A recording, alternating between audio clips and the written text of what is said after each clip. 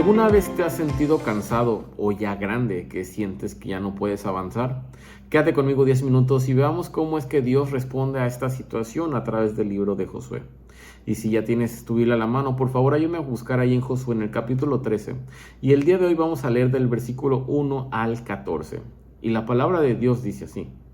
Cuando Josué ya era bastante viejo, el Señor le dijo: ya estás muy viejo y todavía queda mucho territorio por conquistar. Esta es la tierra que aún falta por conquistar. Todas las regiones de los filisteos y de los gesureos, que se extienden desde el río Sihor hasta el este de Egipto, hasta la frontera de Ecrón al norte. Esas regiones son consideradas territorio cananeo, pero ahora gobernadas por los 5 gobernantes filisteos: el de Gaza, el de Asdod y el de Ascalón, el de Gat y el de Ecrón. También queda sin conquistar el territorio de los Aveos. Por el lado del sur queda todo el territorio cananeo, desde Araj, tierra de los Sidonios, hasta Afec, que está en la frontera de los amorreos. Además queda el territorio de los giblitas y todo el Líbano oriental, desde Baal-Gaad al pie del monte Herbón hasta Lebo-Hamat. Yo mismo voy a echar de la presencia de los israelitas a todos los habitantes de Sidón y a cuantos viven en la región montañosa, desde el Líbano hasta Misrefot-Mayim. Tú por tu parte repartirás y darás por herencia esta tierra a los israelitas, tal como te lo he ordenado. Ya es tiempo que repartas esta tierra entre las 9 tribus restantes y la otra media tribu de Manasés. La otra media tribu de Manasés, la tribu de Rubén y la de Gad, ya habían recibido herencia de Moisés, que Moisés, siervo del Señor, les había asignado al este del Jordán.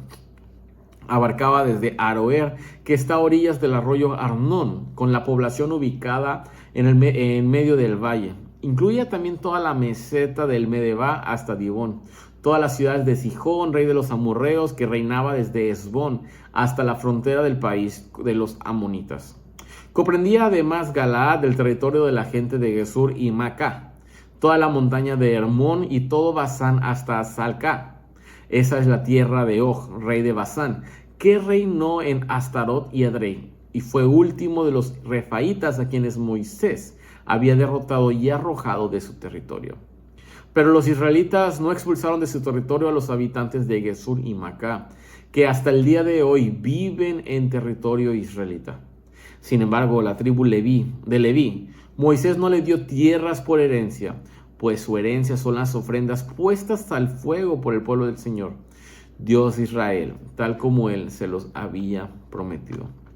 ¿Sabes? Algo que me lleva a pensar todo este texto que acabamos de leer, donde le dice primero a Josué pues, que él ya está grande y que aún queda mucho territorio por conquistar, pero Dios le dice: hey, tú no te preocupes porque yo soy el que va a derrotar a los enemigos de Israel. Entonces tú solamente encárgate de repartir, y podemos ver cómo es que pues el Señor ya había conquistado a través del pueblo de Israel y cómo ahora simplemente van a repartir la tierra. Pero es muy hermoso lo que dice al final de Leví, de la tribu de Leví, que ellos no van a recibir herencia, porque Dios mismo, en primer lugar, Dios mismo es su herencia, y las ofrendas que lleven al templo, todos los israelitas van a ser de ellos. Pero me quedo pensando un poco en Josué, porque me lleva a pensar que Josué ya está grande y probablemente cansado o incluso pues decepcionado, que no ha podido cumplir, digamos, al 100% toda la tarea que el Señor le había encomendado. Y eso me lleva a pensar a mí que a veces hay momentos en la vida donde sentimos que dejamos cosas incompletas, oportunidades no aprovechadas, porque incluso Moisés tenía el mandato de haber sacado a 2 pueblos y no lo sacó, y ellos siguieron viviendo aún al día de hoy entre los israelitas. Y eso me lleva a pensar que a veces creemos o pensamos que hay áreas de nuestra vida que no cambiaron, y sueños que parecían de Dios pero que quedaron a medias, batallas que creíamos ganadas pero siguen ahí. Josué 13 abre con una frase dura y honesta. Josué ya era grande, ya era anciano, ya estaba entrado en años y todavía quedaba mucha tierra por conquistar. En otras palabras, algo que nos está diciendo el texto es que Josué, aún siendo fiel, aún siendo un líder varón de Dios, Josué no completó todo lo que se le había mandado. Pero este capítulo no es un regaño de Dios a Josué, sino es una declaración esperanzadora, porque Él dice, yo voy a conquistar. Dios mismo dice, yo voy a conquistar y yo mismo voy a dar esa tierra. Dios continúa su obra, incluso cuando tú y yo ya nos sentimos cansados o sentimos que lo dejamos a media y ya no podemos avanzar. Y este pasaje responde a esta pregunta: ¿qué hago cuando siento que ya no avanzo? Y el punto número 1 que tengo que hacer es reconocer mis límites y recordar quién realmente hace la obra. Porque Josué ya está entrado en años, ya no es aquel guerrero valiente que va al frente del ejército y derrota. Josué ya no puede hacer lo que antes hacía. Él está envejeciendo y su fuerza es limitada, obviamente, y aún queda mucho territorio por conquistar. Pero Dios dice, yo voy a conquistar y yo voy a dar. Y eso me enseña algo muy importante, que Dios no depende de la fuerza humana para cumplir sus promesas. Josué no falla, Josué simplemente llegó al límite natural de un siervo fiel, llegó al límite natural de una persona humana. Y cuando tus fuerzas y las fuerzas de Josué terminaron, Dios nos dice, lástima, se arruinó el plan. Dios dice, mi promesa sigue, aunque tú ya no puedas avanzar. Yo sigo siendo fiel y al final del día se trata de mí y no de lo que tú puedes hacer.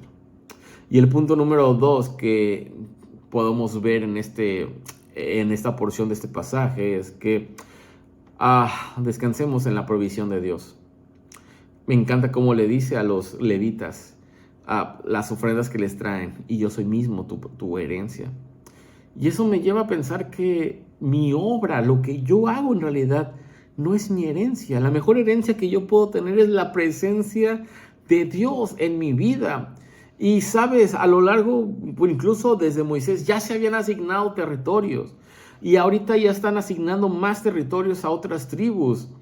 Y mientras todos están recibiendo tribus, en el 14 dice algo impresionante, que a la tribu de Leví no se le dio una herencia, porque el Señor, Dios de Israel, es su herencia. Leví no recibe tierras, ciudades ni fronteras, él recibe algo más grande: la promesa de la presencia de Dios en su vida como herencia.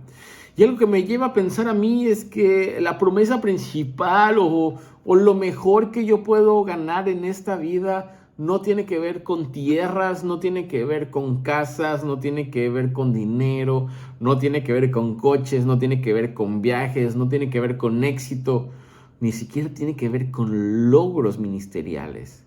La mejor promesa que yo puedo tener en mi vida es la presencia de Dios todos los días de mi vida. Y sabes, y me pasa a mí mucho, y yo sé que te puede pasar a ti mucho, que muchas veces jóvenes o ya adultos sentimos que no hemos llegado a nada y ya estamos llegando al final de nuestras vidas. Probablemente porque no llegaste a donde querías. Probablemente no llegaste a culminar una carrera.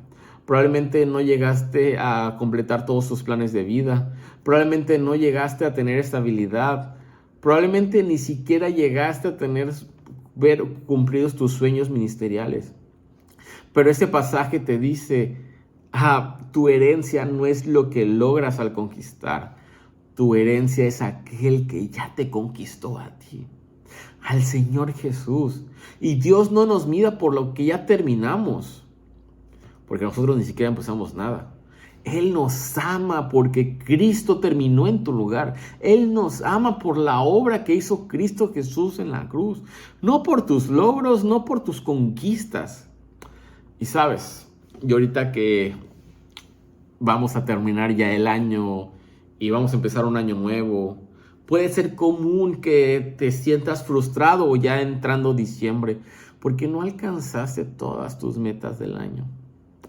Pero sabes, en vez de frustrarte en esto, puedes descansar en tu identidad en Cristo.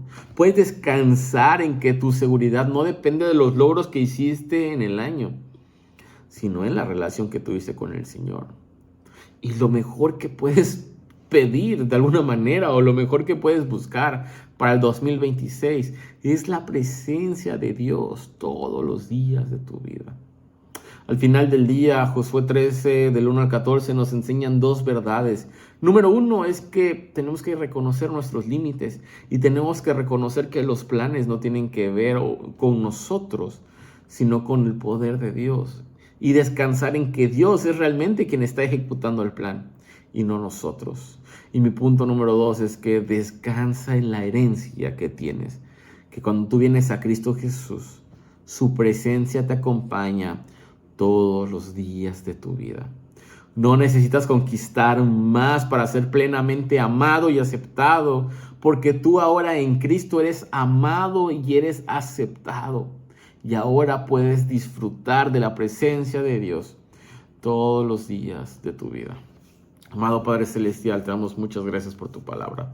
Te damos muchas gracias porque el día de hoy nos enseñas qué hacer cuando estamos llegando al final de nuestros días o cuando estamos llegando al final de los años o incluso de este año, Señor. Padre, gracias porque tú nos recuerdas que no se trata de que nosotros somos quien ejecuta el plan y que estamos al control del plan, sino que eres tú, Señor. Ayúdanos a descansar en ello. Y al mismo tiempo, Padre, ayúdanos a descansar en que tu presencia es lo mejor que podemos tener en nuestra vida. Ayúdanos a poder quererlo, Señor. En el nombre de Cristo Jesús. Amén. Nos vemos el día de mañana para otro devocional. Que tengas un buen día.